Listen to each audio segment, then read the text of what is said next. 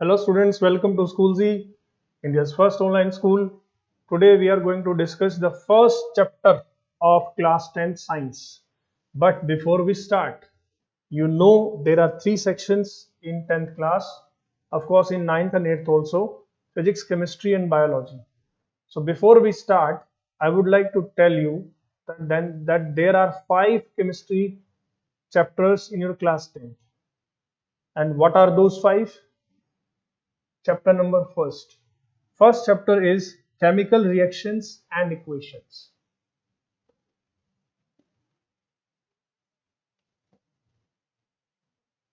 ये थोड़ा सा आपका टेक्निकल सा टॉपिक है, ठीक है। सेकंड चैप्टर है आपका acids, base and salts. Acids, basis and salts, ठीक है। फर्स्ट चैप्टर को बोलेंगे रासायनिक अभिक्रियाएं और समीकरण, दूसरे को बोलेंगे अम्ल, क्षार और लवण। थर्ड चैप्टर है आपका metals and non metals, metals and non-metals. This is chapter number 3, धातु और अधातु। इसके साथ में हम पढ़ेंगे कुछ मेटलॉइड्स के बारे में, उपधातुओं के बारे में, जो कुछ प्रॉपर्टीज तो मेटल्स की रखते हैं, कुछ प्रॉपर्टीज नॉन मेटल्स की रखते हैं। Chapter number 4, carbon and it's compounds. Carbon and it's compounds, carbon और उसके यौगिक।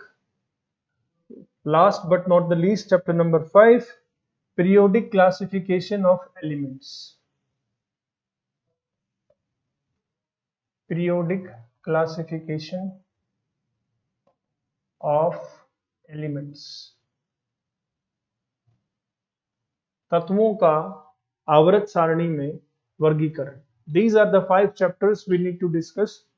But friends, these 4 chapters, first, second and third and fourth, are directly based on chapter number 5.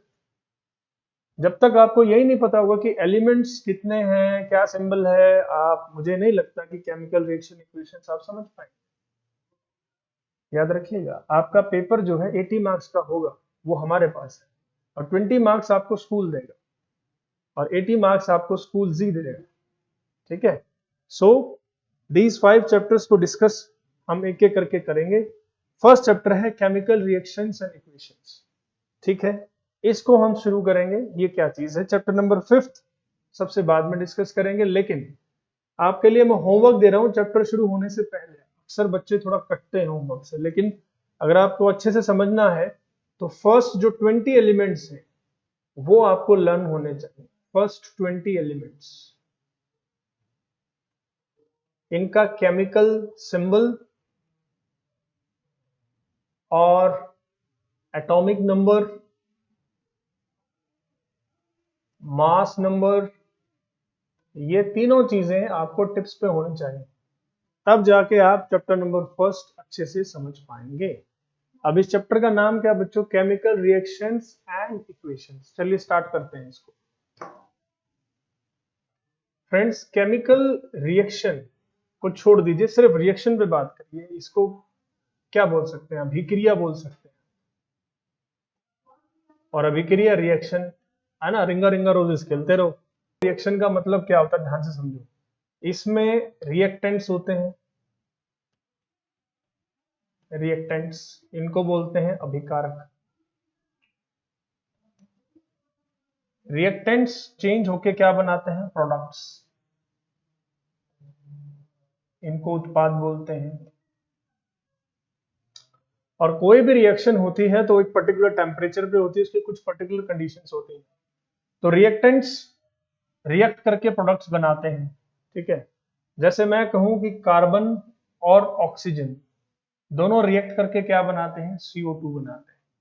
तो इस केस में carbon और ऑक्सीजन क्या है? रिएक्टेंट्स। और CO2 कार्बन डाइऑक्साइड क्या है? ठीक। दूसरी चीज जो केमिकल रिएक्शन में आपको ध्यान देना है, या उससे पहले मैं कहूं कि जो रिएक्टेंट्स हैं उनकी अपनी एक स्टेट होती है, वो लिक्विड है कि सॉलिड है कि गैस है। जैसे कार्बन यहाँ किस फॉर्म में होता है? सॉलिड। ऑक्सीजन किस फॉर्म में होती है? गैस। और ये दोनों मिलके जो प्रोडक्ट बनाते हैं वो भी क्या है? गैस। तो केमिकल रिएक्शन और इक्वेशंस को समझने से पहले कुछ बेसिक समझना है। आपके लेफ्ट हैंड की तरफ हमेशा रिएक्टेंट लिखे जाएंगे और आपके राइट हैंड की तरफ हमेशा प्रोडक्ट लिखे जाएंगे। पॉइंट नंबर 2, रिएक्टेंट और प्रोडक्ट का अपना अपना एक स्टेट होता है, वो किस स्टेट में है वो उनके ब्रैकेट में लिखा जाएगा। ठीक है। रूल नंबर 3, आपको कोई भी केमिकल इक्वेशन है उसको आपको बैलेंस करना होगा।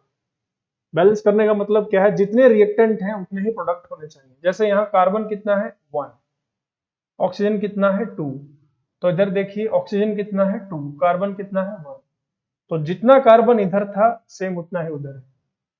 ठीक है। तो ये सारी चीजें केमिकल इक्वेशंस को कैसे लिखते हैं, कैसे बैलेंस करते हैं, ये सारी चीजें आपको इस टॉपिक में पढ़नी है।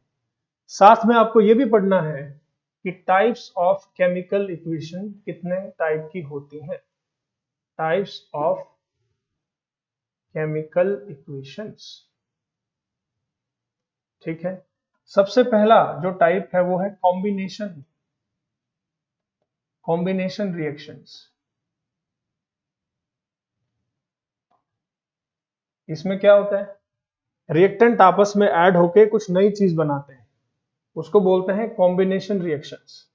सेकेंड टाइप की क्या है? Decomposition reactions.